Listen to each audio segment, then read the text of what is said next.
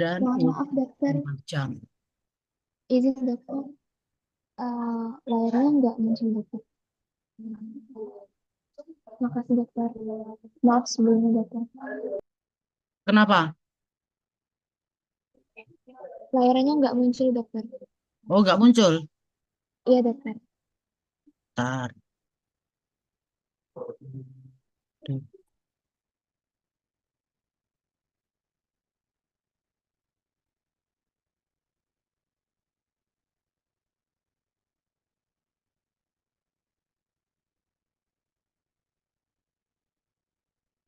Oh, berarti aku stop share karena kayaknya tadi ya.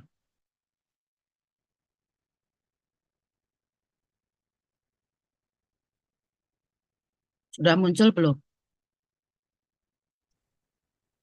Sudah dokter. Terima kasih dokter.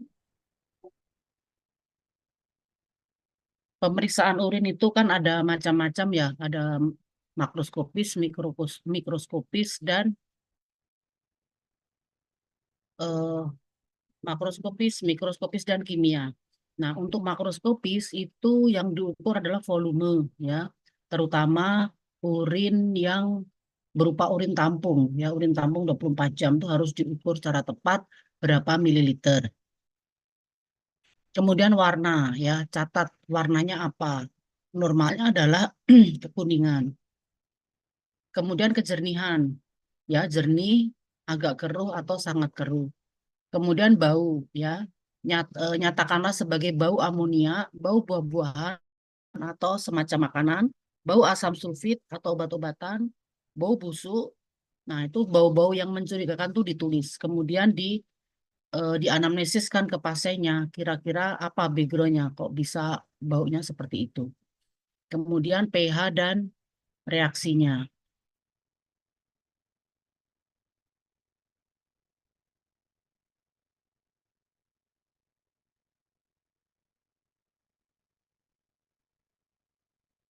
Nah, menentukan pH dengan kertas nitrazin. Nah, nanti kita pemeriksaan pH itu menggunakan bukan kertas lakmus dan juga bukan kertas nitrazin, tetapi menggunakan stick ya, menggunakan cari celup ya. Jadi ini yang tidak dilakukan, aku lewati saja. Nah, berat jenis juga kita menggunakan cari celup.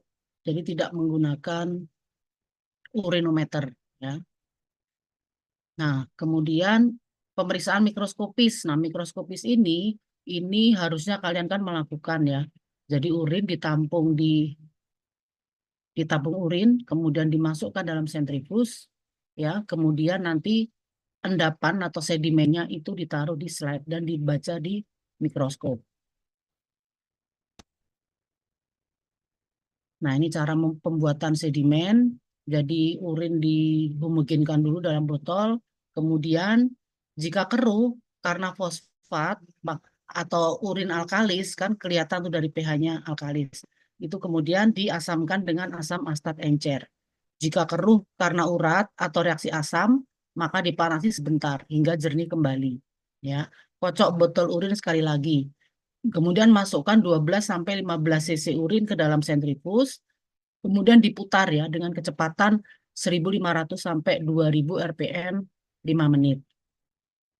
Buang semua urin atau supernatan pelan-pelan kecuali beberapa tetes terakhir guna mensuspensi sedimen. Jadi tabung yang berisi endapan, sedimen dan cairan di atasnya atau supernatan itu digulingkan ya supaya si supernatan atau cairan tadi supaya tumpah keluar ya. Yang tertinggal adalah sedimennya. Nah, kemudian pindahkan 1 sampai 2 tetes suspensi ke kaca benda yang bersih ya. Kemudian ditutup masing-masing tetesan tersebut dengan hati-hati hingga tak terjadi gelembung udara. Periksa di bawah mikroskop dengan cahaya yang minimum, mulailah dengan perbesaran kecil, kemudian dengan yang besar. Kecil itu di sini maksudnya 10 ya. Perbesaran 10 objektif dan setelah 10 maka 40 gitu ya untuk memperbesar ukuran. Kemudian perhatikan dan gambarlah macam-macam sedimen yang terlihat dalam lapang pandang mikroskop tersebut ya. Nah, jadi nanti untuk praktikum ini nanti akan saya bawakan sedimen urin yang sudah jadi ya dari pasien di rumah sakit. Insya Allah nanti kita akan ketemu yang namanya kristal ya, di situ berbagai macam kristal. Nah, jadi ini untuk pengetahuan saja, jadi nanti kalian tidak memutar sendiri, tapi sudah menjadi sedimen yang sudah diputar ya, nanti akan saya bawakan. Kita tinggal meneliti atau mempelajari sedimen apa yang ditemukan. Nah, sebenarnya banyak atlas sedimen ya, ini ada beberapa. Ini atlas sedimen urin, contohnya ini ya. Ini yang pertama nih eritrosit. Ya. Ini perbesaran 40 ya. Nah, yang pertama ini gambar eritrosit, bulat-bulat ya. Kemudian yang kedua ini masih eritrosit juga yang agak pecah-pecah. Kemudian di sebelahnya, di bawahnya ini leukosit ya, dia lebih besar dan mempunyai inti. Kemudian sel squamous itu seperti ini ya, Pak, besar-besar, lebar-lebar. Yang ini masih squamous.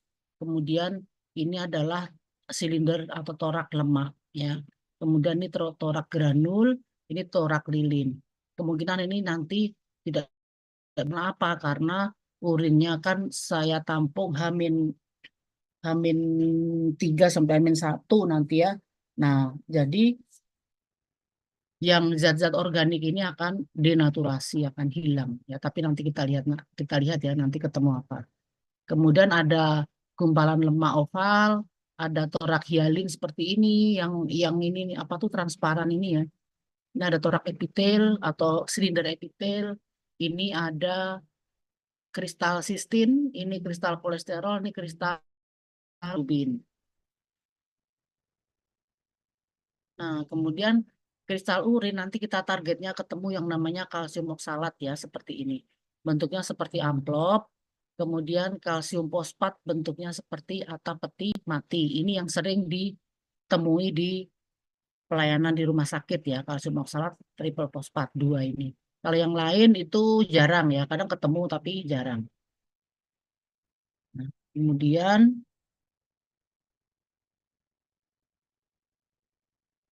Nah, itu sudah tadi pemeriksaan sedimen. Jadi kalian mengetahui teorinya saja bagaimana urin itu disentrifuge dan diambil sedimennya. Tapi nanti akan saya bawakan sedimen urin yang sudah jadi. Jadi kita tinggal melihat di bawah mikroskop. Nah, kemudian pemeriksaan kimia urin. Oh ya, sebelumnya nanti saya pesen ya ke kalian. Dalam satu kelompok, itu ada ketuanya nggak kalian? Dalam satu kelompok. Satu meja kan ada kanan kiri. Nah, itu ada ketuanya nggak?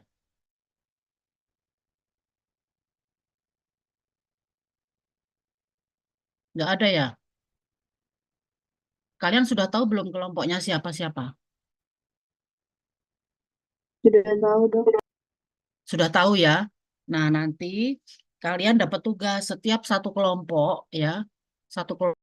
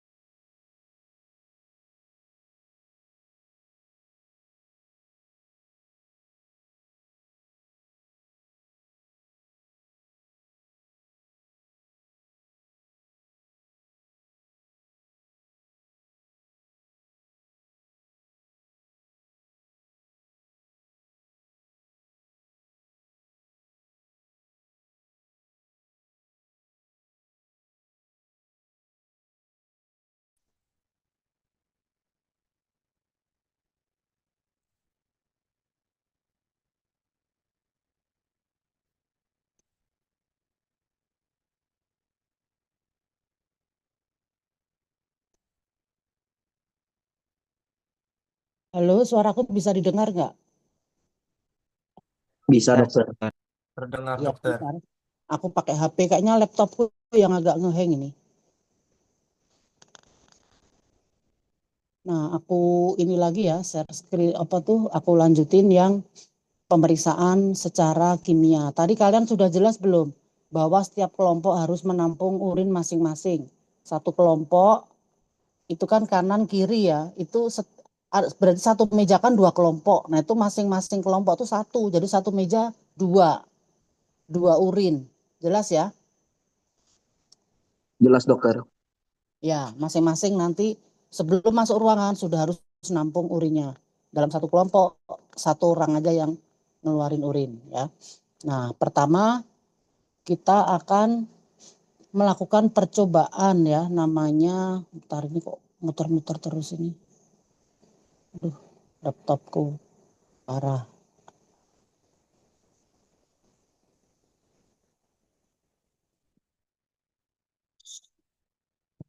Hmm.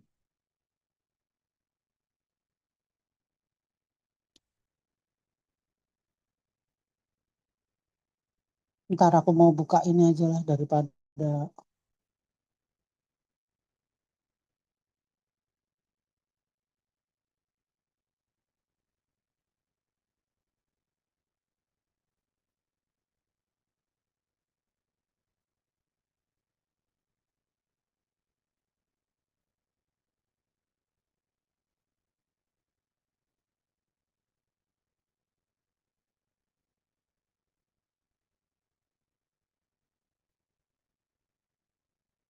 hang laptopku, maaf.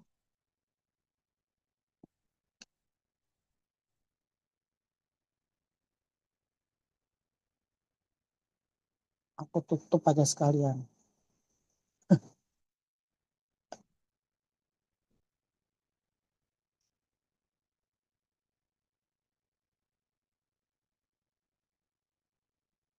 Nah,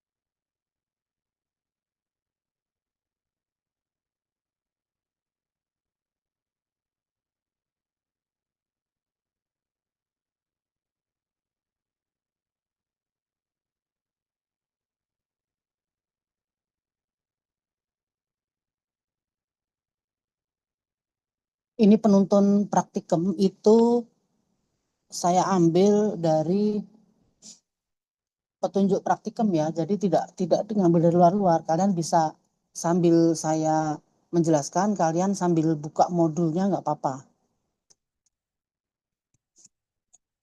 Praktikum.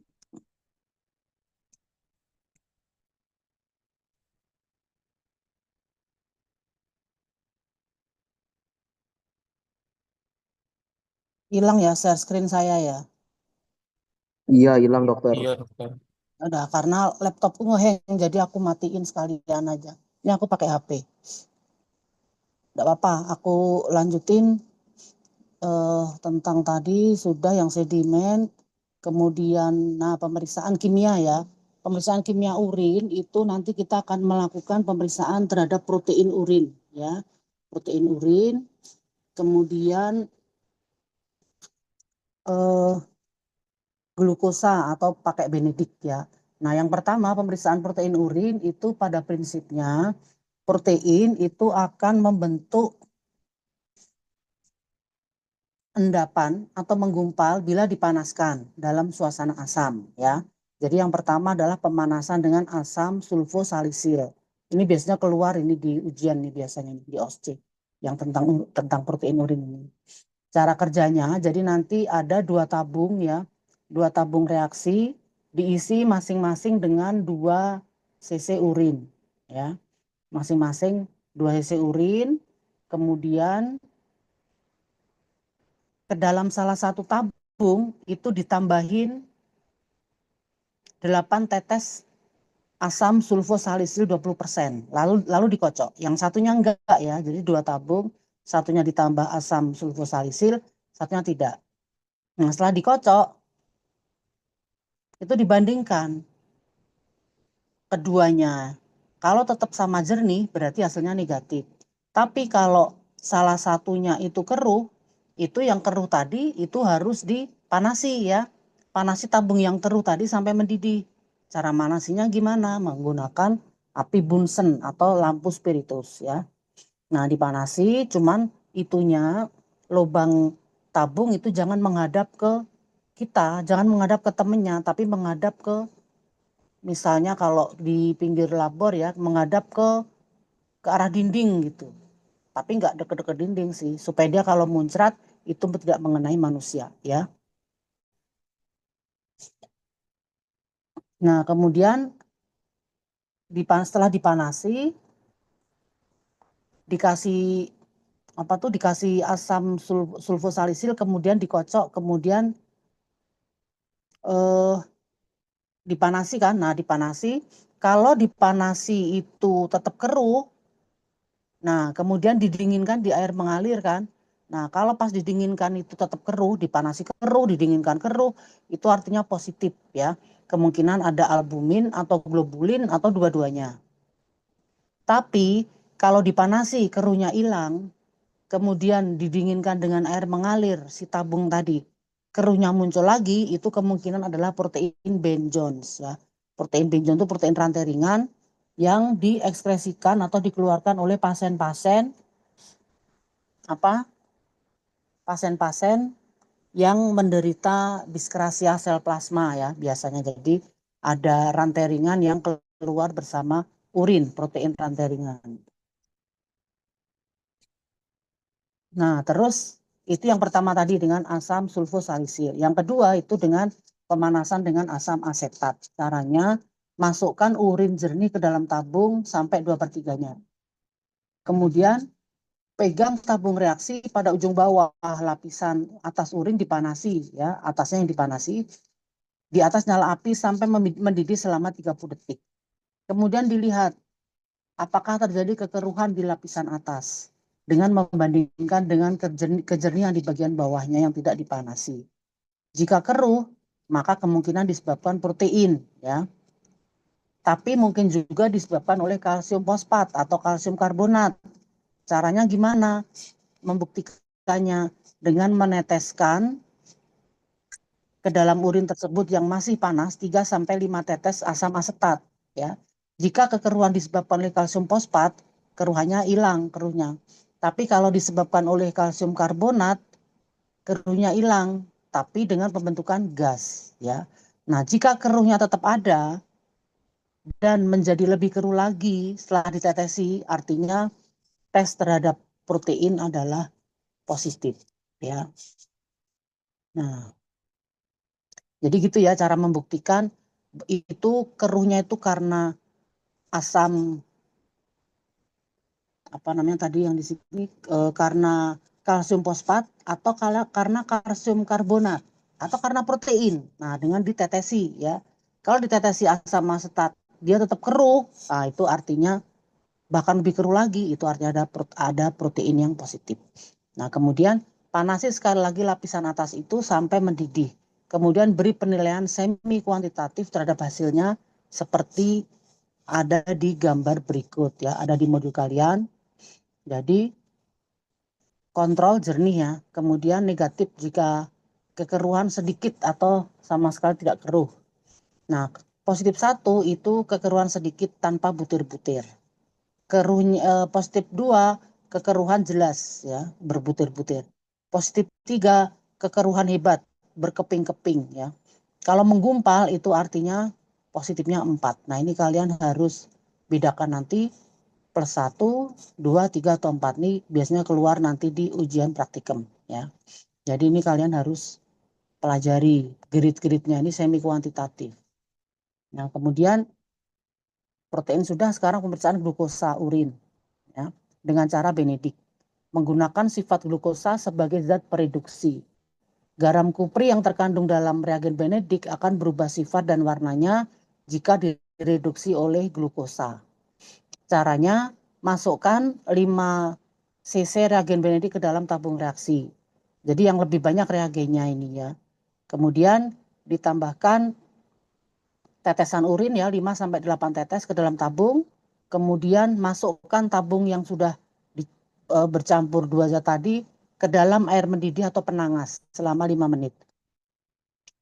Angkat tabung, kocok isinya, dan baca hasil reduksinya. Ada di buku kalian juga ya. Di situ ada negatif, positif 1, 2, 3, dan 4. Ya. Negatif itu tetap biru jernih. Positif 1 itu hijau kekuningan. Positif 2 itu kuning keruh. Positif 3 jingga atau warna lumpur keruh. Kalau merah keruh itu positif 4. Nah, jadi kimia kita melakukan nanti percobaan terhadap protein dan terhadap glukosa. Nah, kemudian itu yang manual ya, yang masih tradisional. Nah, yang udah canggih sekarang ini yang dipakai di lab-lab itu dengan pemeriksaan cari celup ya. Pemeriksaan cari celup itu caranya dalam satu tabung cari celup itu ada 100 tes, 100 strip. Nah, masing-masing itu bisa dipakai untuk satu pasien ya. Caranya dicelupkan seluruh permukaan cari celup dengan sampel urin dan tarik dengan segera. Ketukkan cari pada bibir gelas untuk mengurangi urin yang berlebih. Pegang cari secara horizontal dan bandingkan dengan kertas warna yang terdapat pada label tabung. Catat hasilnya dengan waktu seperti yang tertera pada label tabung atau masukkan ke dalam alat otomatis. Nah, maksudnya ini ada reader otomatis ya di rumah sakit itu pengerjaan pencelupannya dengan manual tapi pembacaannya secara otomatis. Kadang begitu. Tapi kalau di lab-lab yang lebih kecil lagi itu dibacanya manual dengan mencocokkan dengan warna yang ada di tabung ya. Nah, kemudian sudah pemeriksaan cari celup, di situ parameternya banyak dari berat jenis, kemudian pH ada di situ ya, terus glukosa, protein, bilirubin, keton. Kalau yang lengkap ya ada vitamin C atau asam askorbat. Kalau yang lengkap seperti itu. Ada nitrit, ada glukos, ada blood atau darah, ada leukosit esterase, itu kalau yang lengkap ya. Nah, sesudah pemeriksaan cari celup itu secara umum pemeriksaan kimia namanya itu ya, kimia urin dengan metode cari celup namanya. Nah, kita berlanjut ke pemeriksaan atau uji kehamilan, tes kehamilan ya. HCG atau human chorionic gonadotropin. Tadi ada di soal ya, jadi untuk mendeteksi adanya hormon HCG. Ini merupakan hormon yang dihasilkan oleh jaringan plasenta yang masih muda dan dikeluarkan lewat urin. Ya, alat dan bahan, sampel urin, tabung reaksi bersih, dan stick planotes nama ininya ya, reagennya ya. Prosedurnya, sampel urin segar sebaiknya urin pagi hari dimasukkan dalam tabung reaksi. Ya. Stick planotes dimasukkan dalam sampel sampai tanda batas. Kemudian didiamkan sebentar agar urin meresap dan naik ke atas. Stick planotes diangkat, baca hasilnya dalam waktu 3 menit. Jangan kurang, jangan lebih ya, karena akan mempengaruhi hasil. Yang tadinya misalnya tidak ada garis, nanti kalau lama-lama nanti bakal ada garis. Atau mungkin kalau tadinya ada garis, lama-lama jadi pudar. Ya. Jadi kita pakai batasan waktu 3 menit sesuai dengan batasan waktu yang ada di petunjuk reagennya. Ya.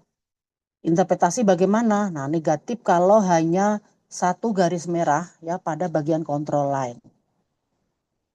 Nah, positif kalau ada 2 tanda garis merah pada bagian test line dan bagian kontrol line. Nah, sekian paparan dari praktikum ke-7 yang akan kita lakukan nanti hari Senin. Ini kita setengah hari ya, kita harapkan tepat waktu supaya semakin cepat selesai kan semakin cepat pulang dan belajar untuk mempersiapkan ujian. Seperti itu. Mungkin dari sini ada pertanyaan?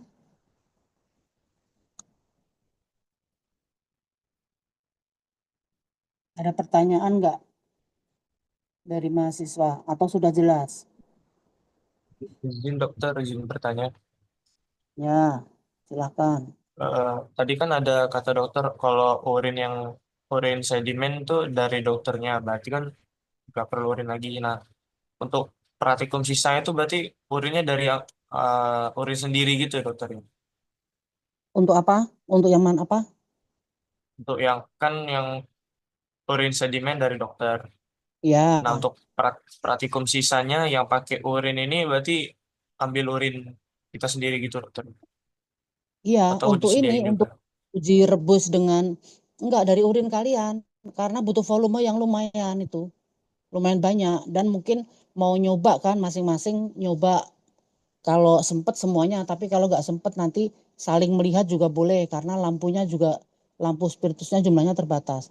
Jadi yang urin dari mahasiswa itu untuk pemeriksaan protein dan glukosa.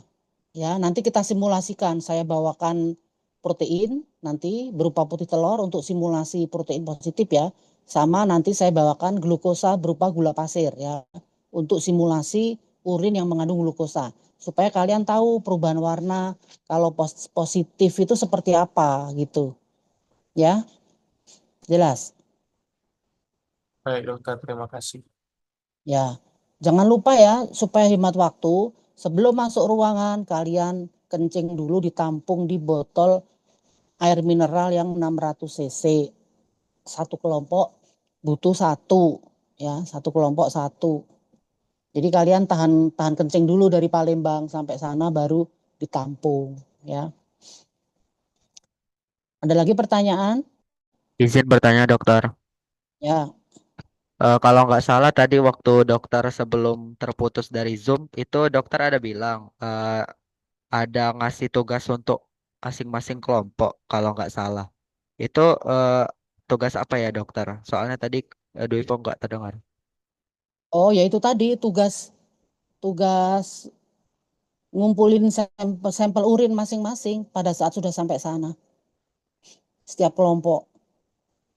Oh baik dokter, terima kasih dokter. Ya, baiknya ditunjuk aja sekarang satu kelompok. Satu meja kan ada kelompok kanan kiri, ada dua kelompok kan satu meja kan. Nah, masing-masing bertanggung jawab urin satu ditampung di satu botol air mineral. Nah, itu harus air mineralnya dibuang dulu, harus kondisi ini ya, kosong ya, yang bersih ya botolnya. Ada lagi pertanyaan?